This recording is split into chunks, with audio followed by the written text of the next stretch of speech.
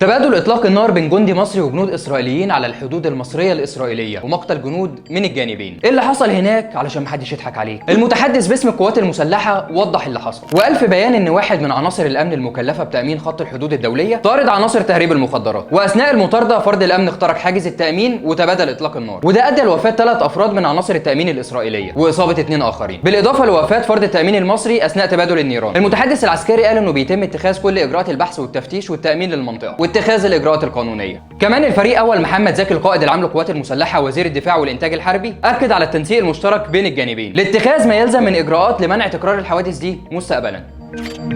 الحكومه مش هتصرف تعويضات لاهالي منطقه توسعات ميناء العريش، ده خبر ما حصلش، والحقيقه كشفتها محافظه شمال سيناء، واللي اكدت التزام الحكومه بصرف التعويضات اللازمه لكل اصحاب المنازل والاراضي اللي هيتم ازالتها. والمحافظه قالت كمان انه تم بالفعل البدء في صرف التعويضات، وقالت كمان انه تم زياده قيمه تعويضات المباني في المنطقه بنسبه 20%، والزياده دي هيتم صرفها منفصل عن القيمه المقدره للمباني اللي تم اخلاقها بدايه من مايو اللي فات.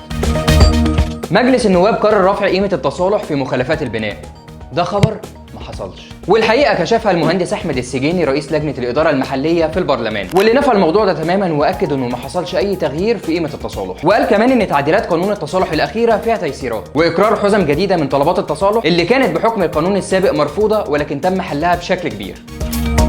محاصيل المانجا بتترش بمبيد مسرطن، ده خبر حصلش، والحقيقه كشفها الدكتور محمد علي فهيم مستشار وزير الزراعه واللي نفى الموضوع بشكل قاطع، ووضح ان مبيد الايثيريل اللي اسمه اتردد على مواقع التواصل الاجتماعي هو مبيد غير مسرطن ومعترف به دوليا ومش بيشكل اي خطوره على صحه الانسان وفي دول كبرى بتستخدمه. وقال كمان ان المبيد ده بيستخدم في رش محصول العنب وفي فتره معينه من عمره مش بعد نضجه.